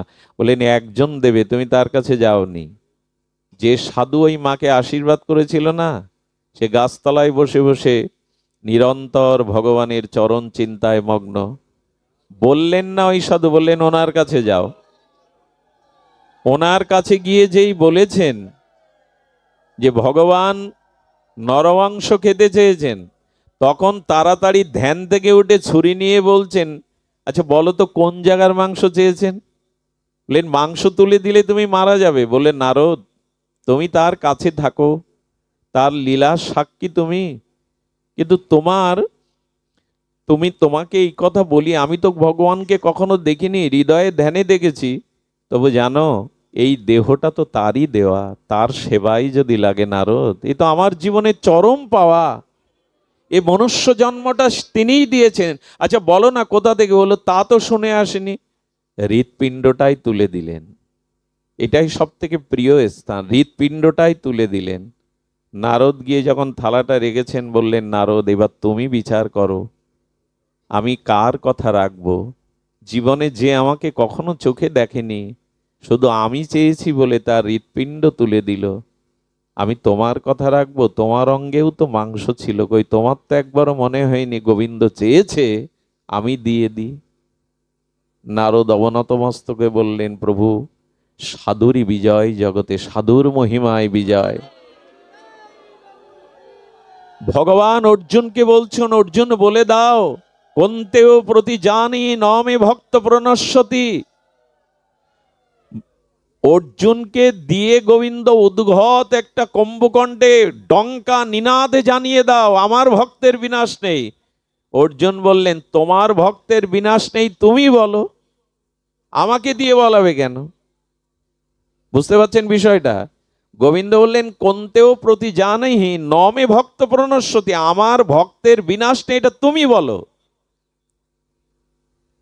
অর্জুন তখন বললেন, তোমার বাক্য তুমি বলো, আমি কেন বললো? আমার বাক্য কেউ বিশ্বাস করবে না, কারণ আমি অনেক বাক্য রক্ষা করতে পারিনি। কুরুক্ষেত্রের যুদ্ধে অস্ত্র ধারণ করব না, তবু ভক্তের জন্য করেছি। এই জন্য আমার কথা কেউ সংশয় করতেও পারে, কিন্তু ভক্তের বাক্য, আমার বাক্য আমি লঙ্ঘন করলেও ভক্তের বাক্য আমি লঙ্ঘন হতে দেই না, সাধুর বাক্য আমি লঙ্ঘন হতে দেই না, আমি সাধুর বাক্য সর্বদা রক্ষা করি। এই জন্য দয়া করে প্রকট অপ্রকট ভগবানের থেকে প্রকট গুরু সাধুতে যদি আপনার শ্রদ্ধা হয়, জানবেন আপনি ভক্তি পেয়ে গেলেন, দ্বিতীয় মাইলস্টোন পেয়ে গেলেন, পথে উঠে গেলেন। এই জন্য কখনো কোনো শুদ্ধ ভক্ত দেখে, বৈষ্ণব দেখে তিরস্কার করবেন না। কারো বৈকুণ্ঠের চিহ্ন, মালা, তিলক দেখে, কোনো সাধু দেখে চোখের অঙ্গভঙ্গিমায় উপহাস করবেন না, এটির পরিণাম অনেক ভয়াবহ। কোনো শুদ্ধ আত্মাকে কে কোন বেশে আছে আমাদের জানা নাই। আমি একটু বলি, ভগবত চরণে কোটি অপরাধ করুন, ক্ষমা হবে, কিন্তু সাধুগুরু চরণে যদি ক্ষুদ্র অপরাধ হয়, আপনি সেভার বইতে পারবেন না। জানেন, অষ্টবক্র মুনি এসেছিলেন ভগবান শ্রীকৃষ্ণের সাথে দ্বারকায় দেখা করতে। ভগবান তাদের চরণজল করলেন, প্রণাম করলেন, তারাও ভগবানকে প্রণাম নিবেদন করে ইষ্টগোষ্ঠী করে চলে যাচ্ছেন। অষ্টবক্র মুনিদের দেখে, ঋষিদের দেখে শ্রীকৃষ্ণের ছেলে শাম্ব সে একজনকে মহিলা সাজিয়েছে, এক কিশোর যুবককে, আর তার পেটটা কাপড় দিয়ে গর্ভবতী বানিয়ে ঋষিদের সাথে ঠাট্টা করতে গেছে। ঋষি দেখুন না, ওর গর্ভে ছেলে হবে কি মেয়ে হবে? ঋষি কি পাগল? সাধুরা কি জানে না? ঋষিরা চিন্তা করলেন, ভগবান শ্রীকৃষ্ণ বর্তমান থাকায় যদি দ্বারকাধীশ কৃষ্ণের বংশের ছেলেদের এই জাতীয় মুনি ঋষিদের প্রতি ঠাট্টাবোধ আছে, তাই এই ভারতকেই এরা শেষ করে দেবে, এদের শেষ করা দরকার। ঋষিরা তখন বললেন, হ্যাঁ হবে, আশীর্বাদ করছি, ওর উদর দিয়ে গর্ভ দিয়ে একটা শূল জন্মাবে, এবং এই শূলের দ্বারাই তোমাদের সমস্ত যদুবংশ 56 কোটি যদুবংশ ধ্বংস হবে। দয়া করে এই শূল জন্মালো, বলরামকে বলা হলো একটা উপায় বলে দিন। বলরাম বললেন, ওই শূল গিয়ে সমুদ্রের তীরে ঘষে শেষ করে ফেলো।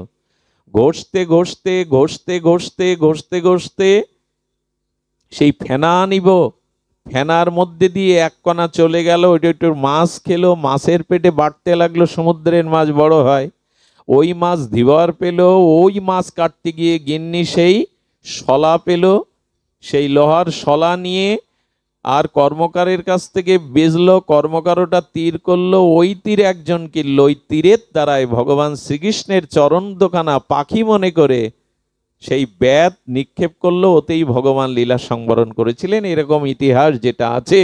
আমি যেটা বলছিলাম, ভগবানের বংশের সন্তানদের, ঋষিমণিদের, সাধুদের উপহাস করায় 56 কোটি যদুবংশ ধ্বংস হলো। সাধুগুরু বৈষ্ণবের পেছনে লাগতে যাবেন না, তাদেরকে উপহাস যে যার কর্ম করছে। আচ্ছা, যদি বলেন সাধু কোনো অন্যায় করলে বলা যাবে না, তাদের শাসন করা যাবে না? করা যাবে। তার গুরুদেব বা যিনি শাসনকর্তা রাজা, তার উপরে ভাত দিয়ে দিন। আপনি দূর থেকে সমালোচনা করে আপনি তার নিষ্কৃতি করতে পারবেন না। ইতিপূর্বে যদি সাধুচরণে কোনো অপরাধ হয়, আমি দয়া করে সেই সাধু যদি বেঁচে থাকেন তার চরণে গিয়ে ক্ষমা প্রার্থনা করবেন বারবার। ভগবান বললেন, হরিদাস ঠাকুরের কাছে পাঠিয়েছিল লক্ষ্যহীরাকে রামচন্দ্র খান। লক্ষ্যহীরাকে উদ্ধার করে রামচন্দ্রের প্রতি অভিশাপ দেননি, কিন্তু এই যে অপরাধ করেছিল ভক্তচরণে, তাতে করে রামচন্দ্রের খানে বংশও শেষ হয়ে গিয়েছিল। ব্রহ্মা শ্রীকৃষ্ণের সখার গোবৎস রাখালদের হরণ করে গুহার মধ্যে, পর্বতের মধ্যে, পাহাড়ের মধ্যে 1 বছর আটকে রেখেছিল। গোবিন্দ যদিও সমস্ত গাভী, বৎস আর সখাদের রূপ ধরে 1 বছর লীলা করে গিয়েছিলেন, কেউ বুঝতে পারেনি। কারো সন্তান হয়ে, কারো গাভী হয়ে, কারো বৎস হয়ে ভগবানই রূপ নিয়েছিলেন। 1 বছর পরে ব্রহ্মা দেখলেন যাদের আটকে রেখেছি তারাও তো বাইরে। ব্রহ্মা ভগবানকে চিনতে পেরে চরণে পড়ে বললেন, অপরাধ করেছি, তোমাকে চিনতে পারিনি। বলে, আমার চরণে অপরাধ করেছো, এর জন্য আমি তোমাকে অভিশাপ দেব না, কিন্তু আমার ভক্ত চরণে যদি কেউ অপরাধ করে সেটা আমি সহন করি না। যাও, যবন কুলে জন্ম নাও, যমন কুলে জন্ম নিতে হবে তোমায়। উনি হরিদাস হয়ে এলেন। দয়া করে ভগবানের চরণে হাজার অপরাধ করলেও ভগবান দয়া ক্ষমার মূর্ত প্রতীক ক্ষমা করবেন। সাধু চরণে অপরাধ করলেও সাধু কাউকে অভিশাপ দেয় না, কিন্তু সাধু চরণ ধুলে প্রতিটি কণায় মাত্র কিন্তু ফল তুলে নেবে। আজকে হরি নামে কাজ হচ্ছে না কেন? বলে, যারা সাধু নিন্দা করে, ভগবানের প্রচারকের নিন্দা করে, হরিনাম তাদেরকে সহায়ক করে না, হরিনাম তাদের কৃপা করে না। সাধু নিন্দাকারী নাম অপরাধে, তার নামে কোনো ক্রিয়া হবে না। এই জন্য দয়া করে সতর্ক হন, সাধু সঙ্গটা সতর্ক হয়ে করুন, নিরপরাধে করুন। আমাদের শাস্ত্রে বারবার বলছেন যে সাধুর প্রতি যথার্থ শ্রদ্ধা রেখে সাধু সঙ্গ করুন, আপনার চিত্তে কি আসবে? আচ্ছা, রস থেকে চিনি হয়, চিনি থেকে মিশ্রি হয়, কিন্তু মিশ্রি চিনিতে রস থাকে কিনা? রসই তো থাকে। চিনি চুষলে কি থাকে? রস দেখা যায় না। রসটাই তো গুড় হয়ে চিনি হয়েছে, কিন্তু চিনির মধ্যে দানা হলে কি হবে? রস আছে। ঠিক তেমনি এই এক একটি সিঁড়ি পূর্বটা পরে গিয়ে মিশেছে। প্রথমে শ্রদ্ধা এলো, তারপরে কি এলো? সাধুসঙ্গ এলো। এই শ্রদ্ধাটা কিন্তু নষ্ট হলো না, সাধুসঙ্গের শ্রদ্ধাটা আরো অধিক বেড়ে গেল। আর এই সাধুসঙ্গ যখনই হলো তখন আরেকটি মাইলস্টোন সামনে এলো, সেটা হলো ভজন ক্রিয়া। এটি বলেই পাঠ রাখবো, কি এলো? ভজন ক্রিয়া। অর্থাৎ আপনি সাধুসঙ্গ ঠিক ঠিক করছেন কিনা আর একটা মাইলস্টোন দেখা দেবে, আপনার জীবনে পরিবর্তন আসবে, স্বভাবের পরিবর্তন, আপনার জীবনে ভজন চলে আসবে। যদি সাধুসঙ্গ করেও হরিনামে রুচি না আসে, স্বভাব পরিবর্তন না হয়, আপনার ভজনে যদি অগ্রগতি না হয়, জানবেন সাধুসঙ্গ এখনো আপনার হয়নি। সাধুসঙ্গ হলো তো ভজন আপনার জীবনে এলো। যে ভজন আমি করতাম না, যে ভজন অঙ্গ আমার অনুশীলন ছিল না, ওই ভজন আপনার আসবেই। সাধুসঙ্গ করে যদি ভজন না এলো, জানতে হবে সাধুসঙ্গ যথাযথ আপনার হয়নি।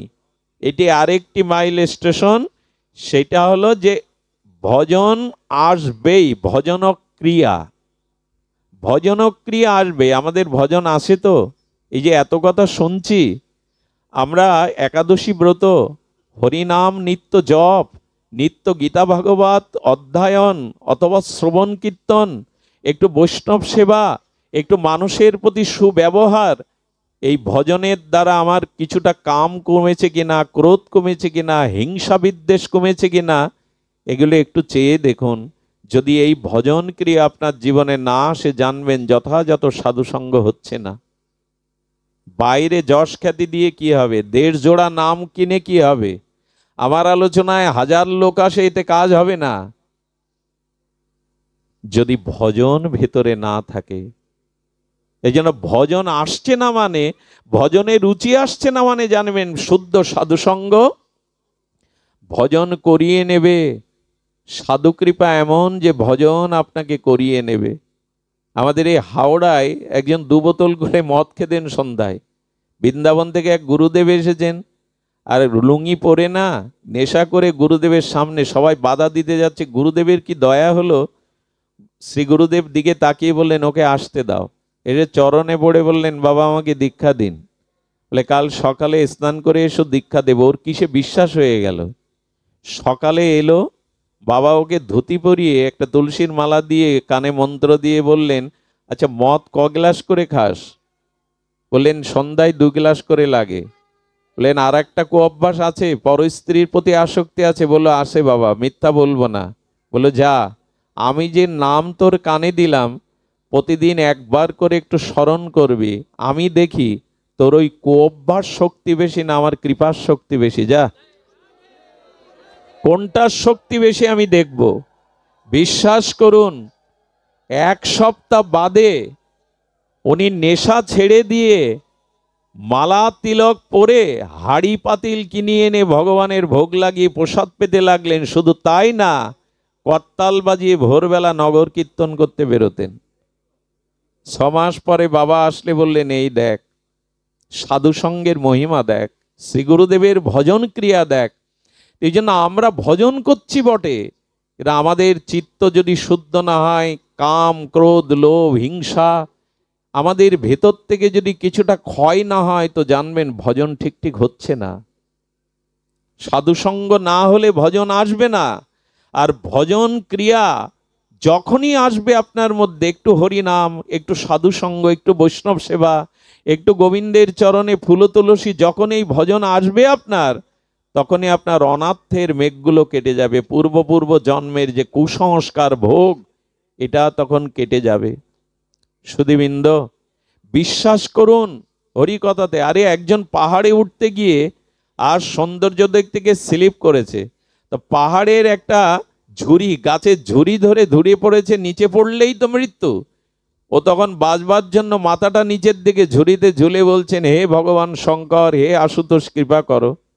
ভগবান শঙ্কর তখন বললেন যে, দেখ তুই হাত ছেড়ে দে, নিচে পড়, আমি তোকে ধরবো, আমাকে যখন ডেকেছিস আমি তোকে রক্ষা করব। বললেন, ঠাকুর ঠিক ঠিক বিশ্বাস হচ্ছে না ধরবে কি না। বলে, এক কাজ করো, আগে আমাকে দেখা দাও, তাহলে বিশ্বাস করবো যে তুমি ধরবে। সুধীবৃন্দ, আমাদের অবস্থাটা তাই। শ্রদ্ধা বিশ্বাস আগে স্থাপন করুন শাস্ত্রবাক্যের প্রতি, যে সাধুসঙ্গ করলে ক্রিয়া হবে, সাধুসঙ্গের মহিমায় আপনার চিত্তশুদ্ধি হবে, এটি আগে বিশ্বাসে আনুন, শ্রদ্ধায় আনুন। শ্রদ্ধার সহিত সাধুসঙ্গ করুন। সাধুসঙ্গ করলে ভজন ক্রিয়া আসবে, আর যত ভজন করবেন তত আপনার কাম ক্রোধ লোভ অনাদিকালের ভোগ বাসনা দূরে সরে যেতে লাগবে। একে বলে অনর্থ নিবৃত্তি। অনর্থগুলো যা বাধা দিচ্ছে ভগবত পথে, এই অনর্থগুলো নিবৃত্তি হয়ে যাবে। সুধীবৃন্দ, অনর্থ নিবৃত্তি হয় গুরু সেবা, বৈষ্ণব সেবা, ভগবত সেবা করলে এটা হয়। মনে পড়ে রামানুজাচার্যজি, এই শ্রী রামানুজাচার্য, ইনি এই যে ভক্তির মহিমা, উনি একবার যেতে যেতে কর্ণাটকে যেতে যেতে এক গরিব ভিখারির, একরকম ভিখারি ভিক্ষা করে খায়, সেই শিষ্যর বাড়ি গেলেন। আর ওনার স্বামী ভিক্ষায় গেছেন, স্ত্রী বাড়িতে আছে। মা গুরুদেবের পাদদর্ঘ করে পাদস্খলন করে বসতে দিলেন, ভালো আসনও নাই, একটা শুভ্র শাড়ি পাতিয়ে দিলেন। বাবার সাথে আরো ভক্তবৃন্দ আছে, রামানুজাচার্য বলরামের যিনি অবতার, এই চার সম্প্রদায়ের অন্যতম ভক্তির আচার্য। বললেন, মা দুপুরে তোর বাড়িতেই সেবা নেব। কত ধনীর কাছে গিয়ে, কত বড় লোকের কাছে গিয়ে চাইলেন, কিন্তু কেউ দিতে রাজি হলো না। শেষ পর্যন্ত কি করেছিলেন, ওই সুন্দরী সতী রূপবতীর প্রতি ওই গ্রামের এক লম্পট ধনীর পুত্রের লালসা ছিল। সুধীবৃন্দ, বহুবার প্রস্তাব দিয়েছে, তোমাকে রানী করে রাখবো, সোনায় মুড়িয়ে রাখবো, তুমি আমার ইচ্ছা পূর্ণ করো। আজকে ওই মহিলা মনে করেছে আমি হয়তো নদীতে ঝাঁপ দেব। এ মুখ কি করে দেখাবো, যার গৃহে সাধু এসছে, গুরুদেব এসছে, তাদের সেবার জোগাড় আমার কাছে নেই, এ মুখ আমি গুরুদেবকে দেখাবো না। নদীতে যেই ঝাঁপ দিয়ে মরতে যাবে, নদীর স্বচ্ছ জলের মধ্যে গুরুদেবের মুখটা ভেসে উঠেছে। গুরুদেব যেন বললেন, মোরে তো সমস্যার সমাধান নাই রে। গুরুদেবের মুখ দেখে মরাও হলো না। চিন্তা করলেন, এই শরীর রেখে কি হবে, আজ আমি শরীর বিক্রি করে বৈষ্ণব সেবা করব। ওই লম্পটের দুয়ারে চলে গিয়ে বললেন, আমি আজ আপনার কাছে বিক্রি হতে এসছি। আমার গৃহে কিছু অতিথি এসছে, আচার্য সাধুগণ এসছে, তাদের সেবার কিছু উপাচার চাই। বললেন, তোমাকে 2 বছর ধরে প্রলোভন দেখিয়ে আমি তোমার মন বশ করতে পারিনি। সাধুকে আমি জানি না, বৈষ্ণবকে আমি জানি না, তবে যাদের কারণে তুমি বিক্রি করতে এসছো, ধন্যবাদ দিতে হয় তাদের। নিয়ে যাও, 200-500 লোকের সেবার দ্রব্য যা লাগে নিয়ে যাও, কিন্তু কথা দিতে হবে আজ নিশীতে তুমি আমার কাছে আসবে। বললেন, আমার দেহ আমি বিক্রি করে গেলাম। ওই নিয়ে সেবা হলো। সন্ধ্যা যখন হলো, তখন স্বামীকে এক ঘরের মধ্যে ডেকে নিয়ে, গুরুদেব আছেন ঘরে, স্বামীকে এক ঘরের মধ্যে ডেকে নিয়ে চরণে বলছেন, বড় অপরাধ করেছি। এই জীবন যৌবন ইহকাল পরকাল আপনার চরণে ব্রহ্মা অগ্নি সাক্ষী করে দিয়েছিলাম, তা আপনার অজান্তে আজ মহা অপরাধ করে বসেছি। আমার দেহটাকে আমি একজনের কাছে বন্ধক দিয়ে এসেছি। বললেন, কি বলছো তুমি, বলো খুলে। বলে, এই যা উপাচার দেখলেন, ঘরে তো ছিল না, গুরুদেবের সেবার জন্য আমি এক ধনী দুলালের কাছ থেকে এই রাত্রে দেহটা বন্ধক দিয়ে তার সেবার উপাচার এনেছি। স্বামীর চোখে জল এসে গেল, দুটো হাত ধরে জড়িয়ে বললেন, যদি ভগবানের কাছে কিছু চাইতে হয় চাইবো, তোমার মতো সহধর্মিনী যেন জন্মে জন্মে পায়। আরে দায়িত্ব ছিল আমার, বাড়িতে গুরুদেব এসেছেন, তার সেবার দায়িত্ব ছিল আমার, আমি পারিনি। কিন্তু তুমি আজ সেই গুরুদেবের সেবার জন্য দেহ বিক্রি করে দিয়েছো, ধন্য তুমি। তবে শোনো, আমি প্রসাদ গুছিয়ে দিচ্ছি। যার দ্রব্য গুরু সেবায় ভগবত সেবায় লাগে তাকে লম্পট বলো না, সে লম্পট না। তোমার কোথাও ভুল হচ্ছে। সবার দ্রব্য কি ভগবানের সেবায় লাগে, ভক্ত সেবায় লাগে? ধনজন তো সকলের আছে, সৎ কাজে সবার ঐশ্বর্য, সবার ধন ব্যয় হয় না। তুমি জেনে রাখো, যার দ্রব্য গুরু সেবায় ভগবত সেবায় লাগে সে লম্পট হতে পারে না। তুমি যাও, তার কাছেই প্রসাদ নিয়ে যাও। পৃথিবীতে ঘটে যাওয়া, এই কলিতে ঘটে যাওয়া, 500-700 বছর আগে ঘটে যাওয়া ঘটনা। উনি লাল পেড়ে সাদা কোলের শাড়ি পরলেন, হাতে কিছু প্রসাদ নিলেন। প্রসাদ নিয়ে যখন তার দুয়ারে গেলেন, এদিকে কি হয়েছে জানেন? গুরুদেব কি জানে না কোথা থেকে এই অন্ন এনেছে? গুরুদেব ভগবানকে এই ভক্ত মহিমা প্রকাশের জন্য গুরুদেব এসেছে, বৈষ্ণব সেবার মহিমা। সঙ্গে সঙ্গে কি করেছেন গুরুদেব? অন্নটা ভগবানকে নিবেদন করে বলেছেন, প্রভু যার দ্রব্য কাজে লাগলো তার চিত্তটা তুমি শুদ্ধ করে দাও। ওই প্রতিটা গ্রাসে ওই লম্পটের চিত্ত শুদ্ধ হয়ে গেছে। সারাদিন ধরে ভেবেছে লোভ প্রলোভনে যে দেহটা বিক্রি করেনি, আজ সাধু সেবাতে সেই দেহ বিক্রি করে গেল। আর সেই যা দেহ বিক্রয় করে সাধু সেবা দিচ্ছে, আমি তার দিকে দৃষ্টি দিয়েছি। বিবেক ফিরতে সময় লাগে না। 10,000 বছর যে গুহার মধ্যে অন্ধকার, ওখানে আলো জ্বাললে কি 10,000 বছর সময় লাগে অন্ধকার যেতে? এক মুহূর্তেই চলে যায়। কৃপাটাও তেমন। সূর্য উঠল তো রাতের আধার দূর হলো, সময় লাগে না। কৃপা হলো তো অন্ধকার দূর হলো। ঘরে যখন ঢুকেছে তখন সেই লম্পট বসেই ছিল, আজকে আর লম্পট নাই। ওর সমস্ত কুচুত্ত বৃত্তি গুরুদেবের কৃপাতে, প্রসাদ কৃপাতে দূরীভূত হয়ে গেছে। সুধীবৃন্দ, যেই ওই রমণী দুয়ার দিয়ে ঢুকেছে, একটা প্রদীপ জ্বালানো ছিল, চরণে পড়ে বললেন, বড় অপরাধ হয়ে গেছে, পারলে এই নরাধমকে ক্ষমা করো তুমি। আর একটা নিবেদন তোমার চরণে, যে গুরুদেবের সেবাতে আমার মতো অসুর দানবেরও কবিরটি শোধনায়, একবার তার কাছে নিয়ে যাবে আমায়। আমি মানুষ হতে চাই, আমার চিত্ত চাইছে তার চরণ দর্শনে। পরের দিন সকালে তার দীক্ষা হলো, জীবনই বদলে গেল। গুরুদেব যাওয়ার সময় বললেন, মা এই হলো বৈষ্ণব সেবার মহিমা, মনে রাখিস। সুধীবৃন্দ, আমাদের জীবনে এত ত্যাগ নাও থাকতে পারে, কিন্তু জানেন সাধু সেবা, বৈষ্ণব সেবা, এগুলির মহিমা অনন্য। আর সেবা মানে শুধু পঞ্চ ব্যঞ্জন রান্না করে সাধুকে দেবা না, সাধুর আদেশকে, সাধুর নির্দেশকে জীবনে চরিত্রার্থ করলে, জীবনে চরিত্রায়ন করলে সাধু দেখে যে আনন্দ পান, এরই নাম সেবা। আমি যদি দেখি শাস্ত্র কথা শুনে আপনি জীবন বদলেছেন, ভগবত পথে এগিয়েছেন, এটাই হলো সেবা। সেবা শব্দের অর্থ হলো আনন্দ। শুধু ভালো প্রসাদ আদি দিয়ে, পঞ্চ ব্যঞ্জন দিয়ে সেবা করা, ধুতি 1000 টাকা প্রণামী দিলেই কি সেবা হয়? যদি সাধু বাক্যকে শ্রদ্ধা করে জীবন পরিবর্তন করেন, আপনার জীবনে ভজন আসে, সেটাই হলো। ছোট্ট একটা ঘটনা বলি, ঘটনাটা অনেক আগে বলেছি। আমি এই মাইলস্টোনেই থেমে যাব আজ। সেটা হলো এই সাধু সঙ্গ, অনর্থ নিবৃত্তি। এই অনর্থ নিবৃত্তিতেই আমাদের রুচি আসবে, আসক্তি আসবে, আমাদের নিষ্ঠা আসবে। শুনুন তাহলে, এই রামানুজাচার্য তার এক ভক্তকে বলে দিয়েছিলেন, শোন, জীবিত বা মৃত, গলে তুলসীর মালা, তিলক মালা, সাধু বেশ, যে সম্প্রদায় হোক, দেখলে তাকে নিজের ভাই জ্ঞান করবি।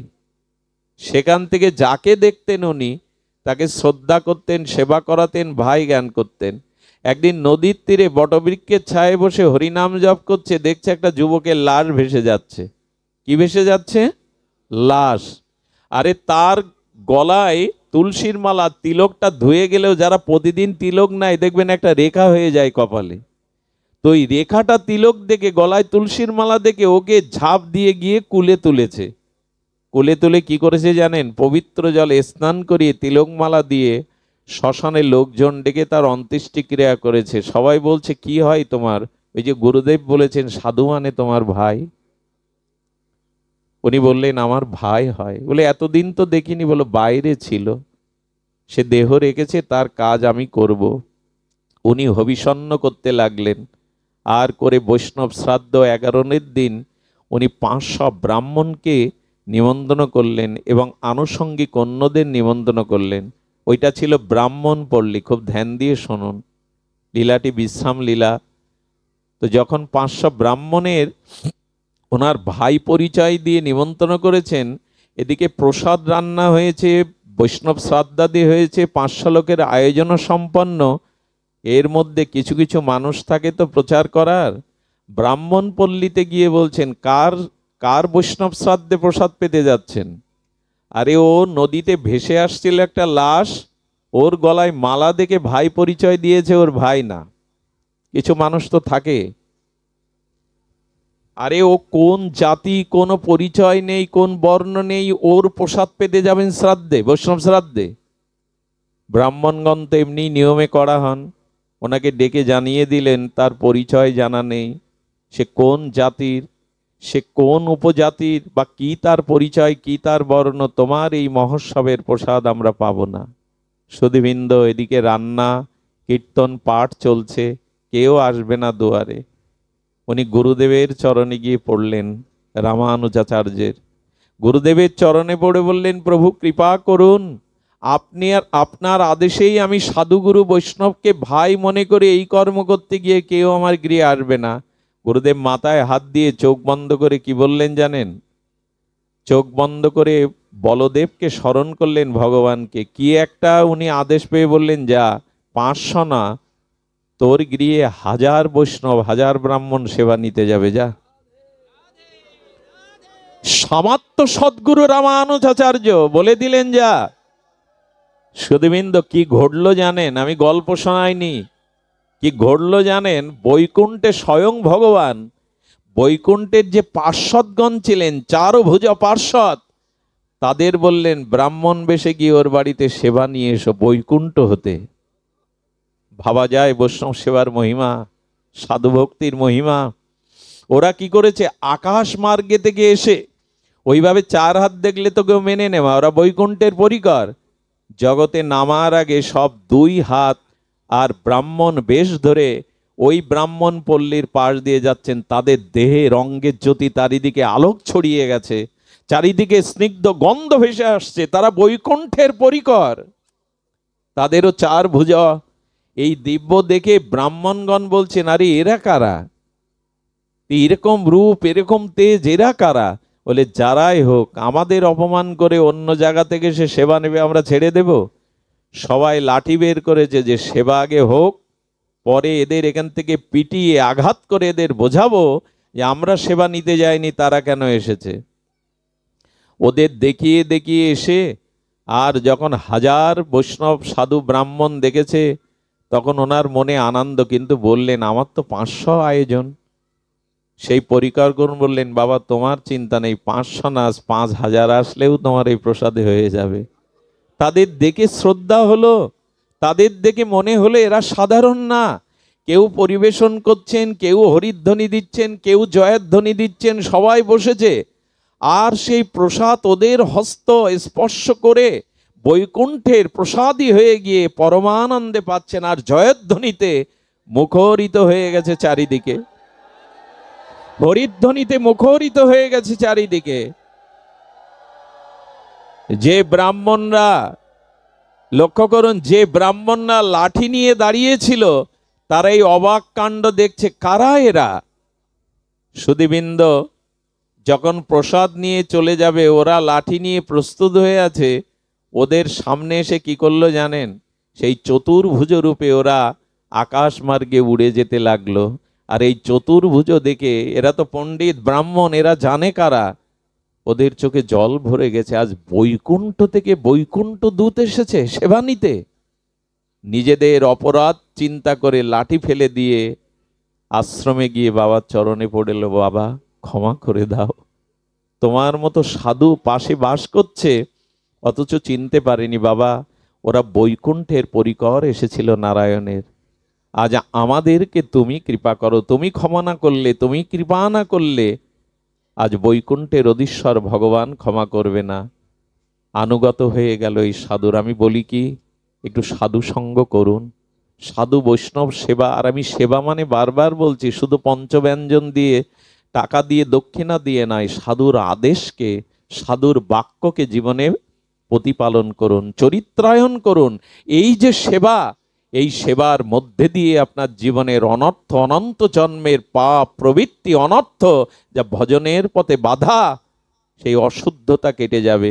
এছাড়া যাওয়ার আর কোনো উপায় নেই।